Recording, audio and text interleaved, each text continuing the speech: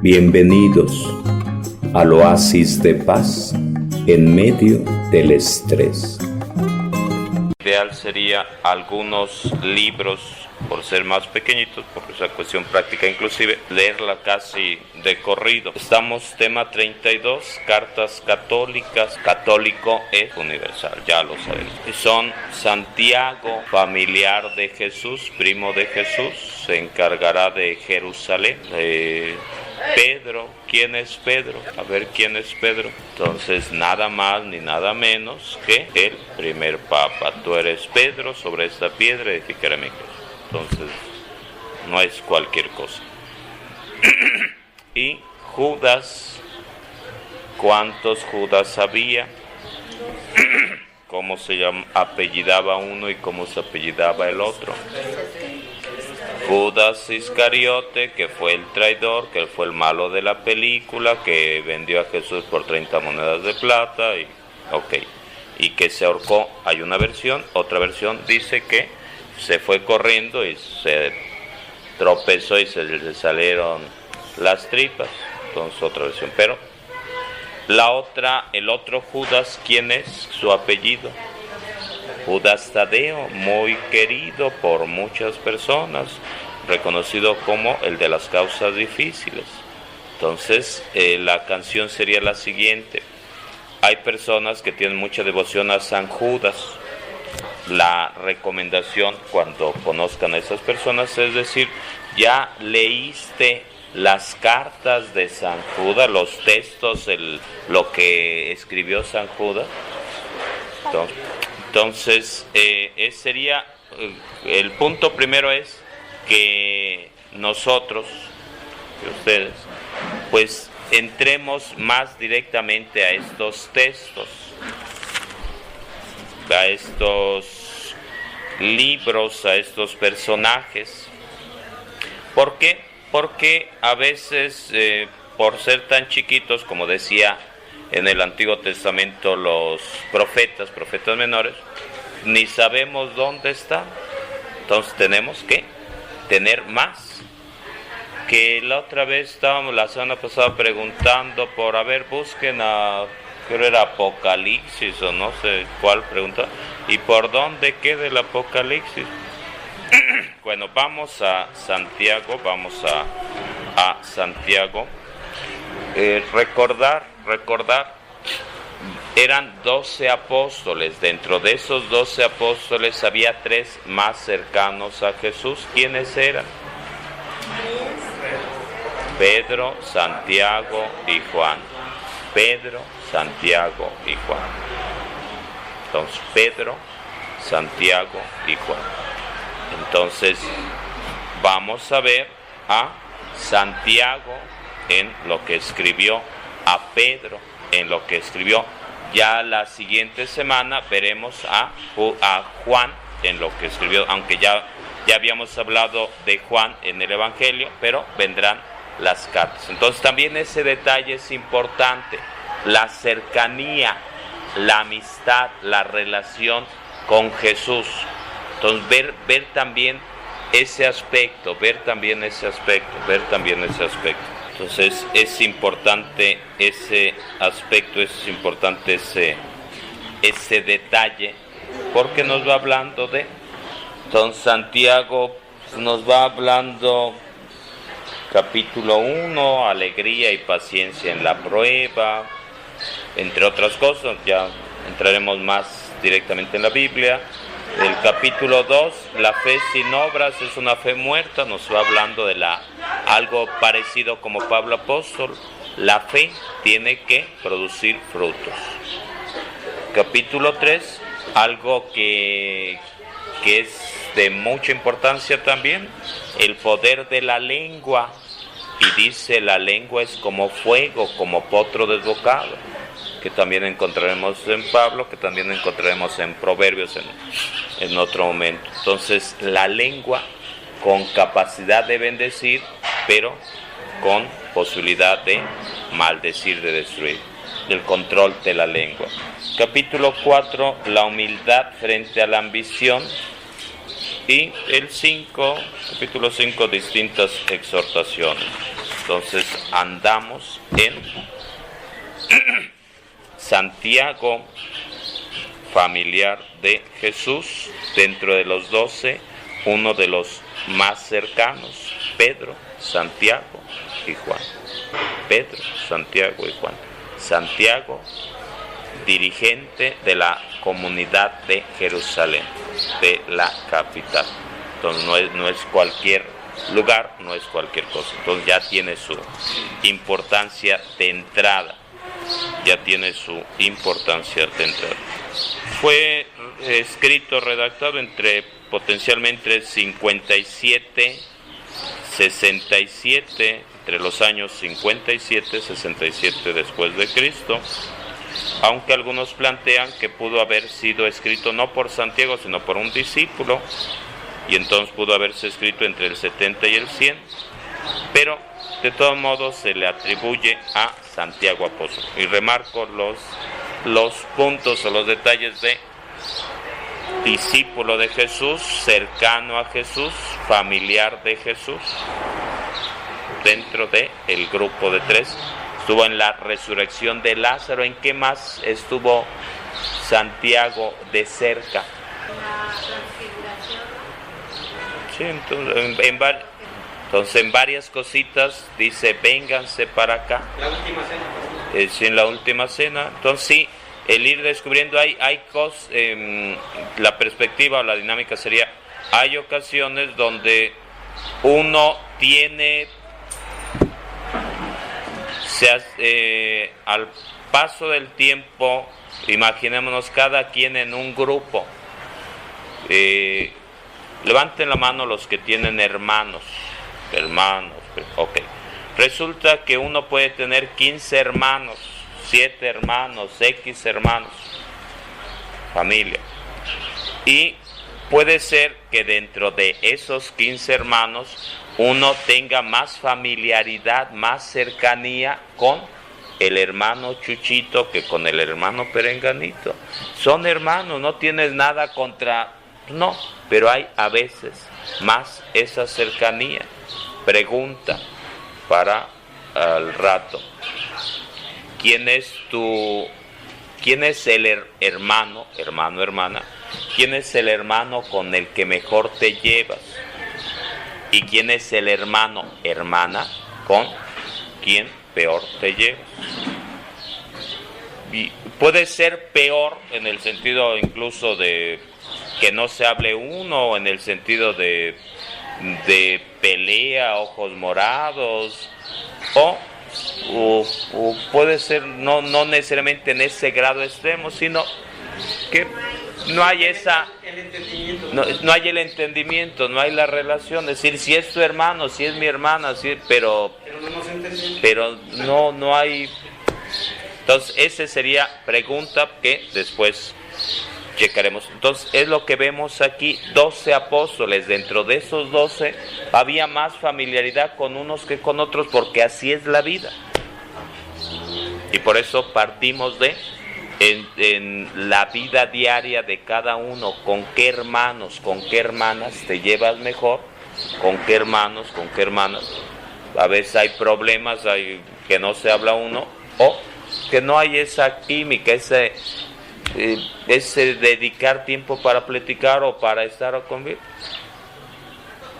Son cosas de la vida diaria. Vamos al capítulo 1 de Santiago, estamos en el tema 32, cartas católicas, Santiago, Pedro y Judas. Pedro, 2 tiene primera y segunda carta, y Judas. Entonces estamos viendo a 3 autores, 3 caminitos que Dios empleó para compartirnos la palabra.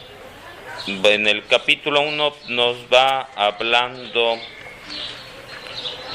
de pruebas, de dificultades, de la alegría que tenemos que vivir en medio de las tormentas y de las cosas negativas. Dice, por ejemplo, en versículo 2:1-2,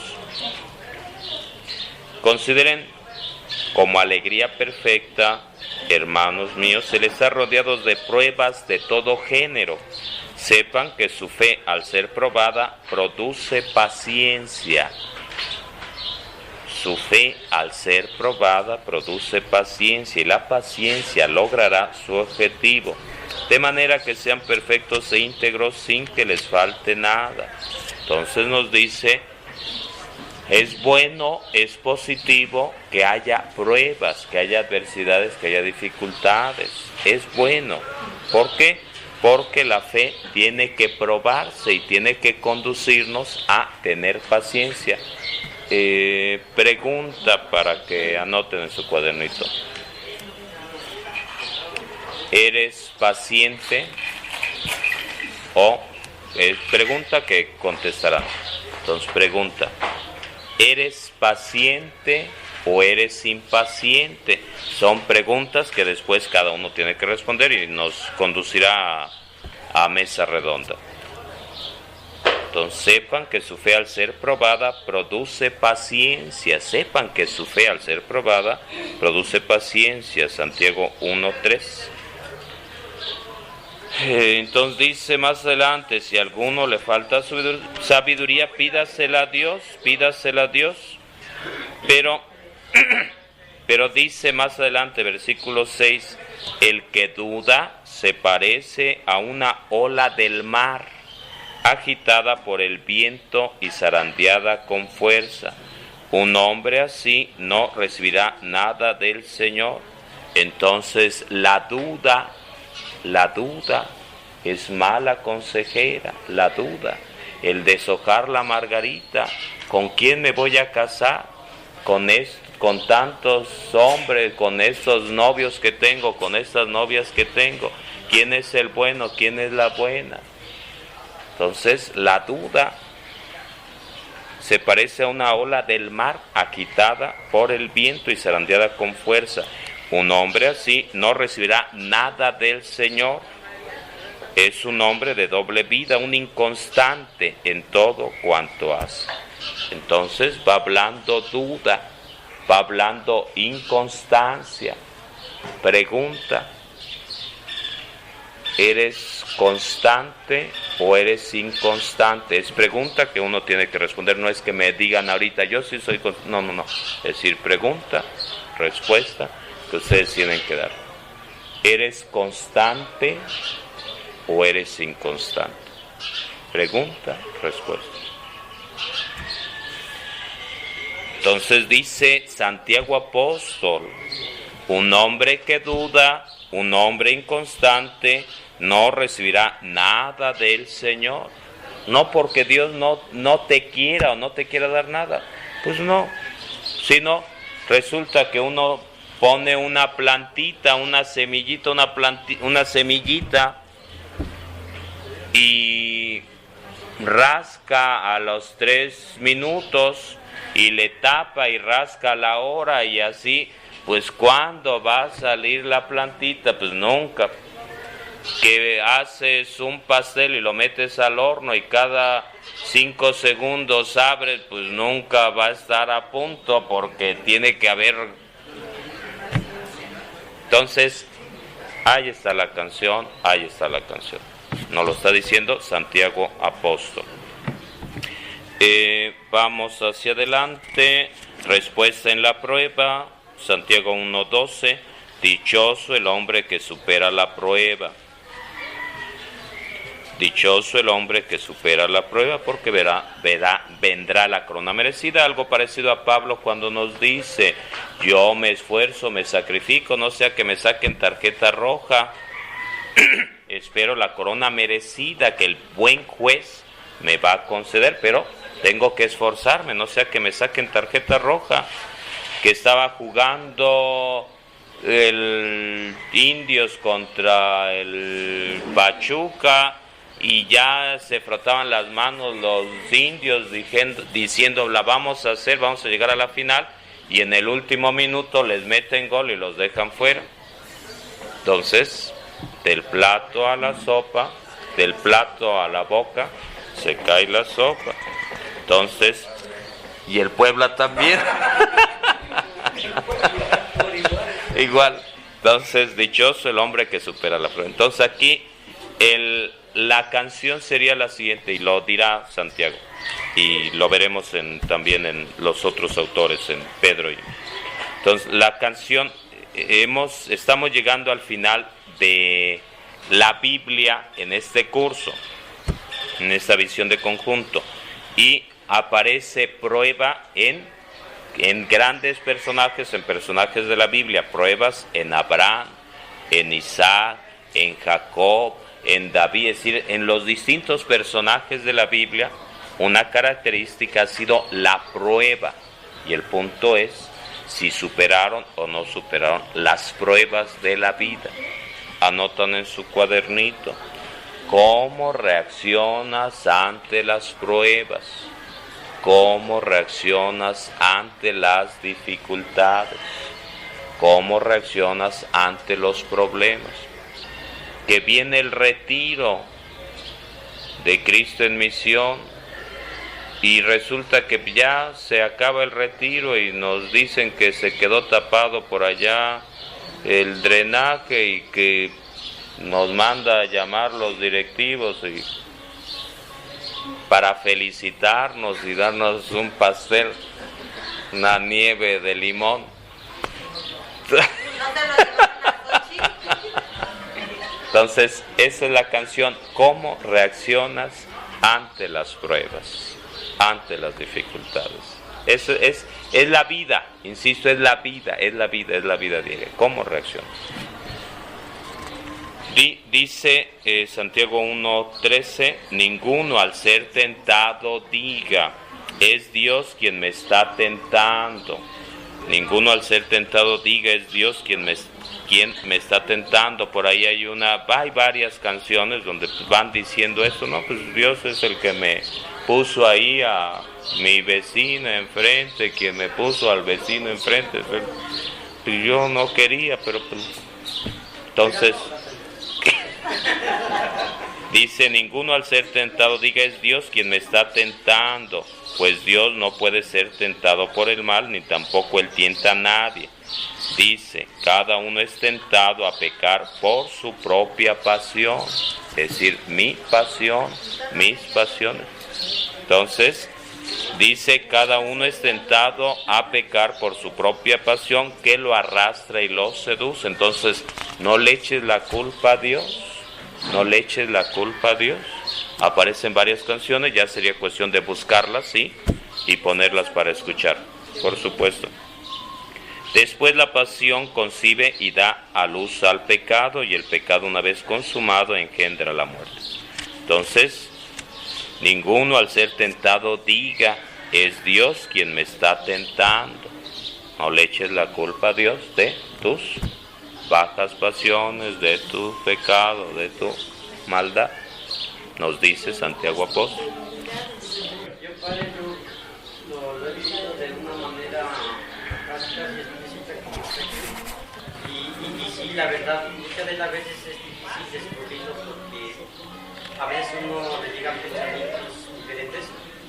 Pero fíjese que cuando uno siente una emoción, vamos a decir, o esa tentación, yo lo he notado que sí es cierto, como lo dice ahí, porque cuando uno hace oración, se retira eso, como que se va haciendo hacia un lado cuando se está haciendo oración, más sobre todo cuando se pide la fuerza del Espíritu Santo. ¿O no? Sí.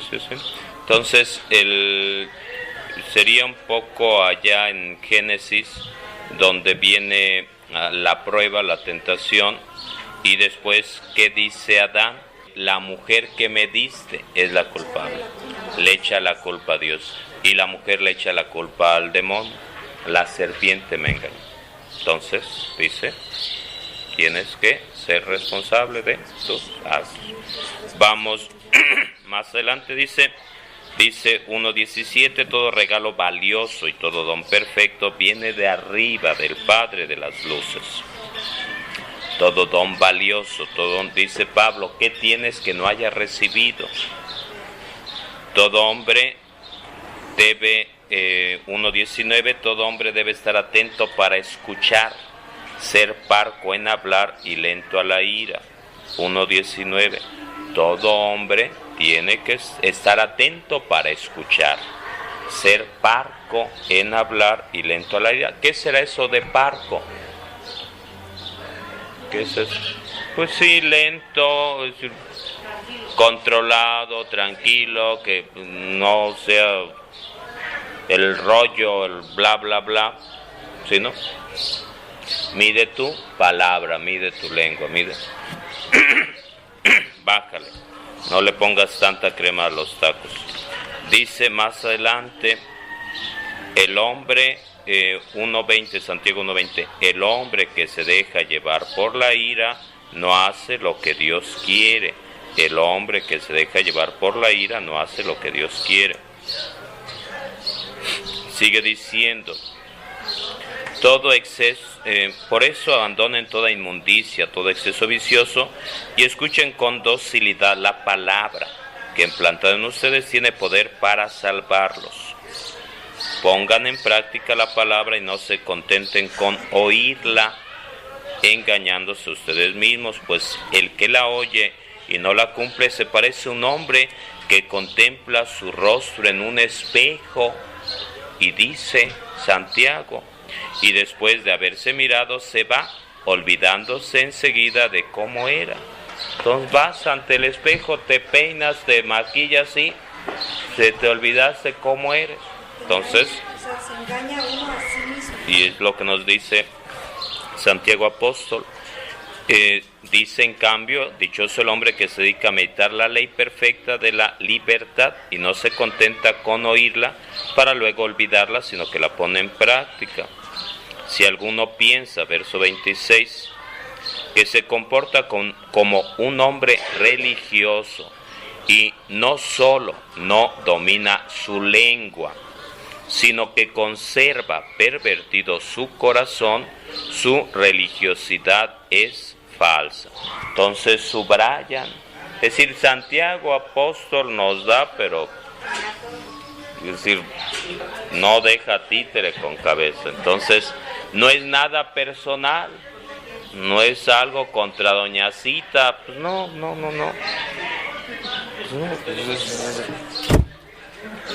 Es la palabra de Dios, es la palabra de Dios. Entonces por eso a veces puede incomodarnos, mejor le cierro, mejor veo la novela, mejor veo el libro vaquero, mejor leo el periódico, mejor voy a otro lado. Entonces es importante por eso el ir descubriendo los pasajes, las citas, para que después en el diálogo con la persona en concreto podamos, mira, pues vamos a abrir aquí este libro, este texto, vamos a ver qué nos dice Santiago, a ver. Entonces, y apenas vamos en el capítulo 1, es decir, apenas vamos, es decir, no, apenas vamos en el capítulo 1. Entonces dice, si alguno piensa que se comporta como un hombre religioso y no solo no domina su lengua, sino que conserva pervertido su corazón, su religiosidad es falsa. Entonces dice, si te crees muy salsa, muy católico, muy religioso, pero tu corazón está pervertido, está putrefacto, y además no dominas tu lengua, mala seña. Uno puede decir, es que yo soy de la Acción Católica, de la adoración nocturna, yo soy de el grupo Chuchito, el grupo Perenganito, pero pobre del vecino, pobre de la esposa, pobre del marido, pobre de... Entonces, ahí está la canción, nos dice Santiago, pues, yo no lo metí. Y eso que vas a la iglesia. Y ahora somos asesinado y matado.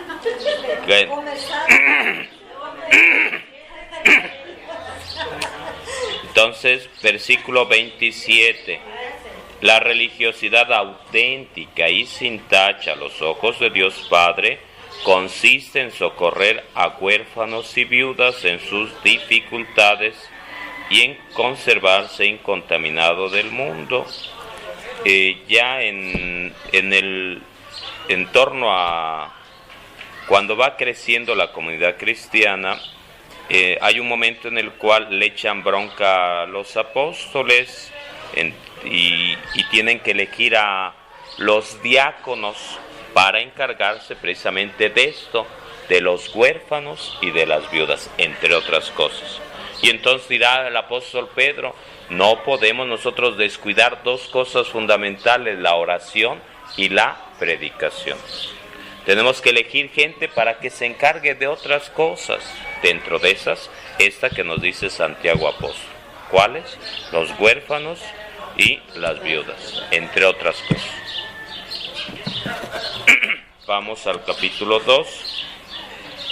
La fe frente a la discriminación. No es posible creer en nuestro Señor Jesucristo glorificado y luego hacer distinción de personas. Y nos va diciendo, si tú te dices muy bueno, muy religioso, y ves con buenos ojos a unos y con malos ojos a otros, pues como que no es el camino por ahí. Ángel, hay que decirle a los de aquí al lado a ver si pueden recorrerse más para acá o más para allá, por favorcito, porque si no va a estar aquí en la grabación todo eso. A ver si se puede. No, pues sí, por eso, a ver. Pero bueno, entonces va diciendo eso, dice versículo 6, pero ustedes menosprecian al pobre. ¿No son acaso los ricos los que los oprimen y los llevan a los tribunales? ¿No son ellos los que deshonran el hermoso nombre que ha sido invocado sobre ustedes? Entonces va diciendo su versículo 2, supongamos que cuando están reunidos entra un hombre con un anillo de oro y espléndidamente vestido, y entra también un pobre mal vestido. Si ustedes se fijan en el que va espléndidamente vestido y le dicen, siéntate aquí en el lugar de honor, y al pobre le dicen, quédate ahí de pie o siéntate en el suelo a mis pies, ¿no están actuando con parcialidad y se están convirtiendo en jueces que se rigen por criterios perversos? Entonces nos va diciendo Santiago Apóstol que no tenemos que hacer distinción de personas. Entonces hay veces que utilizamos, hay personas que utilizan un planteamiento así, tanto tienes, tanto vales, nada tienes, nada vales. Y nos dice Santiago Apóstol, no es por ahí el camino, no es por lo que tienes, lo que posees. El valor de la persona no está en la posesión. Entonces por ahí nos dice Santiago Apóstol, ojo, mucho ojo, cuidado, cuidado, cuidado. No menosprecies, no desprecies, no te vayas con la finta, nos dice Santiago Apóstol. Vaya al versículo 12. Hablen y actúen como quienes van a ser juzgados por una ley de libertad, pues tendrá un juicio sin misericordia quien no practicó la misericordia.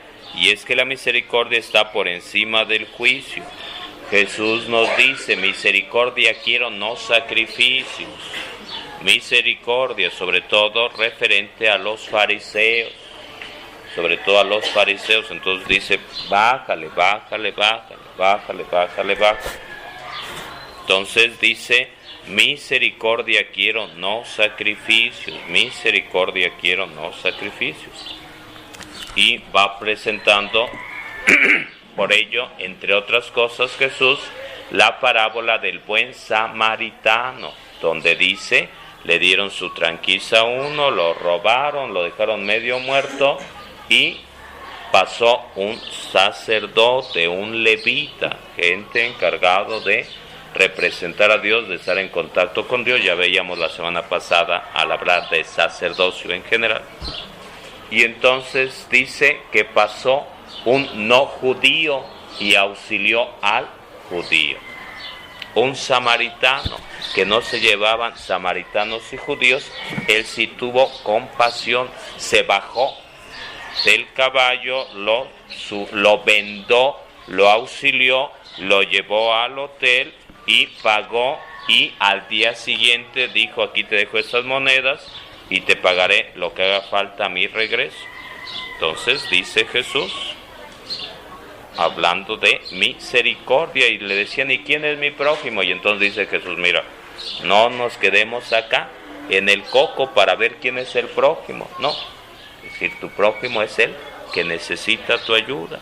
Tu prójimo es el que necesita tu ayuda. Así que, entonces va por ahí lo que nos dice aquí Santiago: pues tendrá un juicio sin misericordia quien no practicó la misericordia. Y es que la misericordia está por encima del juicio. En otra ocasión nos dice lo siguiente, que alguien fue y el rey iba a meter a la cárcel a un señor que le debía, y lo iba a meter a la cárcel, y le suplicó y le perdonó, y debía muchos millones. Y cuando salió se encontró por ahí a alguien que le debía por ahí 3 kilos de tortillas, y resulta que le dio su golpiza, y a la esposa, al marido, a los hijos los metió a la cárcel. Y entonces van y le dicen, indignados, porque vieron que le había perdonado millones de pesos, millones de dólares, millones. Y entonces dice: pues ¿cómo es posible? Si ya le perdonaron, ¿cómo es posible que actúe así, sin compasión, con el garrote? ¿Cómo es que actúe así? Y entonces van y dice, lo llaman a cuenta y le dice: ¿cómo es posible? Yo te perdoné porque me suplicaste. ¿No debías tú hacer también lo mismo? Y entonces, por malo, por gandalla, por pasarte de la raya, sobres, vas a pagar y de aquí no saldrás, por no haber tenido misericordia, compasión.